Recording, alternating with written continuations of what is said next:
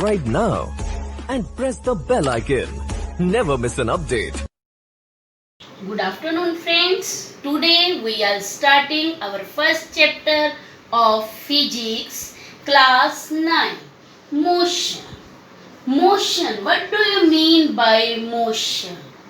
Motion का मतलब है कि अगर कोई ऑब्जेक्ट अपनी पोजीशन को चेंज कर रहा है विथ सराउंडिंग, जैसे मैं मूव कर रही हूँ, मैं अपनी पोजीशन को चेंज कर रही हूँ विथ सराउंडिंग, मैं अपनी पोजीशन चेंज कर रही हूँ, it means I mean motion. और अगर जैसे ये ब्लैक बोर्ड है हमारे पास, ये अपनी पोजीशन को चेंज नहीं कर रहा है, जहाँ था वो वहीं पर है, ठीक है, तो वो क्या है, रेस्ट। हमारे पास इस चैप्टर में आपको ये दो चीज़ें मेन पता होनी चाहिए कि मोशन क्या है और रेस्ट क्या है। मोशन, जैसा मैंने अभी आपको बताया कि कोई ऑब्जेक्ट मोशन में तभी है अगर वो अपनी पोजीशन को चेंज कर रहा है विद रिस्पेक्ट टू सराउंडिंग, ठीक है। जैसे मैंने अभी आपको बताया कि मैं मूव कर रही हूँ तो मैं अपनी पोजीशन को चेंज कर रही हूँ, इट मीन्स मैं मोशन में हूँ।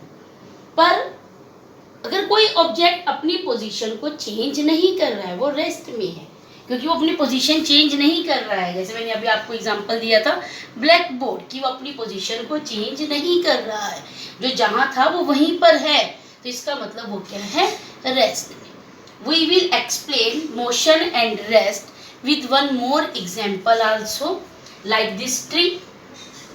ये देखो एक ट्री है और एक ये हमारे पास कोई भी व्हीकल है, कोई भी ऐसी चीज़ है, तो ये जो ट्री है जो जहाँ पर है वो वहीं पर है, बट ये जो हमारे पास व्हीकल है ये अपनी पोजीशन को चेंज करके यहाँ पर आ गया, ये यहाँ से यहाँ चला गया, पर ये ट्री तो नहीं गया, ये अपनी पोजीशन को चेंज तो नहीं कर रहा, इसका मतलब ये रेस्ट में है।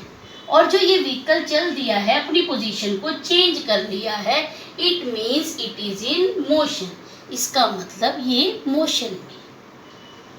Now I am telling you about the motion and rest. जो हमारे पास मोशन और रेस्ट हैं, ये दोनों रिलेटिव टर्म्स हैं। मतलब अगर कोई ऑब्जेक्ट मोशन में है, इट मे बी रेस्ट और वाइस वर्सा। मतलब ऐसा भी हो सकता है कि आपके लिए वो मोशन में है बट दूसरे के लिए वो रेस्ट में हो, या दूसरे के लिए वो ऑब्जेक्ट रेस्ट में है पर आपके अकॉर्डिंग वो मोशन में हो। कैसे? जैसे मान लो आप कहीं ट्रेन में बैठे हो, ठीक है, तो आप बाहर विंडो से बाहर देख रहे हो, तो आपको ऐसा लगता है कि ट्रेन आपकी चल रही है, आपको ऐसा लगता है कि जो ट्री हैं जो बाहर हैं वो भी मूव कर रहे हैं बैकवर्ड डायरेक्शन में। अगर आपकी ट्रेन इस डायरेक्शन में जा रही है तो आपको लगता है ट्री सारे इस डायरेक्शन में जा रहे हैं, अपोजिट डायरेक्शन में जा रहे हैं। बट अगर आप ऐसा ही एक प्लांट अपने अंदर ट्रेन में रख लेते हो या अपने सामने बैठे हुए फ्रेंड को देखते हो, तो आपको वो लगता है कि वो तो रेस्ट में है, वो तो चल ही नहीं रहा। मतलब आपकी चारों तरफ चीजें सभी नहीं चल रही हैं, आपको फील होता है कि वो ट्री मोशन में है, बट एक्चुअली अगर आप बाहर के किसी पर्सन से पूछते हो जो ट्रेन से बाहर है, उसको टेलीफोनिकली अगर आप उससे पूछते हो तो वो आपको बताएगा कि नहीं, ट्री चल नहीं रहे हैं, दे आर इन रेस्ट, वो रेस्ट में है। इन द सेम वे, जैसे हमारे पास मान लो आपको लग रहा है कि कोई चीज़ रेस्ट में है, जैसे ये ट्री है, ये रेस्ट में है, बट हमारे पास जो ट्री रेस्ट में हमें फील हो रहा है, पर कोई पर्सन जो है वो अर्थ से बाहर, आउटसाइड से, अर्थ से बाहर अगर वो देखता है तो उसको लगता है कि ट्री भी मोशन में है। उसको क्यों लग रहा है ऐसा ट्री मोशन में है, जबकि हम तो कह रहे हैं कि ट्री रेस्ट में है। फिर उसको क्यों ऐसा लग रहा है जो अर्थ से बाहर है कि वो मोशन में है, क्योंकि अर्थ क्या है, हमारी रोटेट कर रही है, तो अर्थ के अकॉर्डिंग वो ट्री भी रोटेट कर रहे हैं। हमारी इसलिए हम कहते हैं कि जो मोशन और रेस्ट है वो कभी भी एब्सोल्यूट नहीं हो सकते, कभी भी एब्सोल्यूट नहीं हो सकते, क्योंकि जो पर्सन आउटसाइड द अर्थ है उसको फील होगा कि आप मोशन में हो, बट हमें फील हो रहा है कि हम रेस्ट में हैं, ठीक है। तो इसीलिए हम कहते हैं कि हम कभी भी एब्सोल्यूटली रेस्ट और मोशन में नहीं हो सकते। After explaining rest and motion, I am telling you about the physical quantities.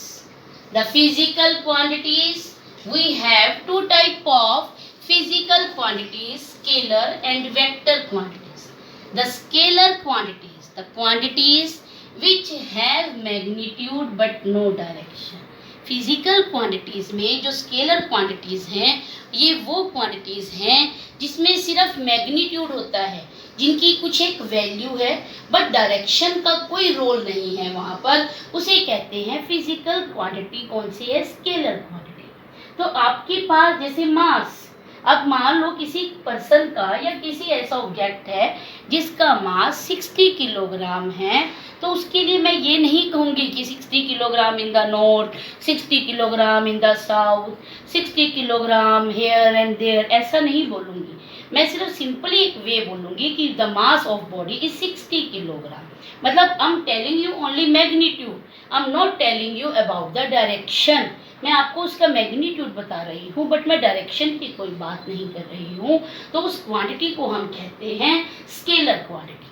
जैसे किसी चीज़ का मान लो वॉल्यूम निकालना है आपने, तो वॉल्यूम निकालने के लिए मैं आपको ये नहीं कहूँगी इसका नॉर्थ से वॉल्यूम चेक करो, साउथ से चेक करो या कुछ ऐसा। Simply I will tell you that find the volume of object. मतलब I am not telling you about the direction. मैंने सिर्फ आपको बात की है मैग्नीट्यूड की, डायरेक्शन की कोई बात नहीं की है। तो उस क्वांटिटी को हम कहते हैं scalar quantity. Now I am telling you about the second physical quantity, vector quantity. The vector quantity, the quantity which have magnitude as well as direction.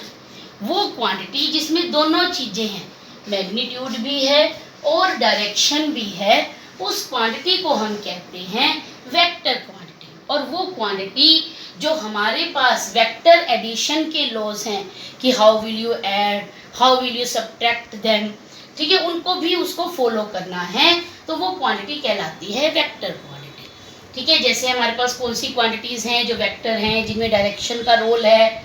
जैसे हम वेलोसिटी में हम अभी आपको यहाँ पर एक्सप्लेन करेंगे इन नेक्स्ट वीडियो कि वेलोसिटी में हम डायरेक्शन की बात करेंगे कि कोई ऑब्जेक्ट इस डायरेक्शन में जा रहा है, नॉर्थ में जा रहा है विद दिस स्पीड, तो फिर क्या वो हम एक डायरेक्शन की बात कर रहे हैं और साथ साथ उसकी वैल्यू की भी, मैग्नीट्यूड की भी बात करेंगे, तो वो क्वांटिटी हमारे पास बन जाती है वेक्टर। जैसे हमारे पास फोर्स है कि पर्सन ने फोर्स लगाया, किस डायरेक्शन में लगाया, अपोजिट लगाया या टुवर्ड्स द ऑब्जेक्ट लगाया, ठीक है, तो वो उसमें हम डायरेक्शन का भी साथ साथ बताएंगे आपको।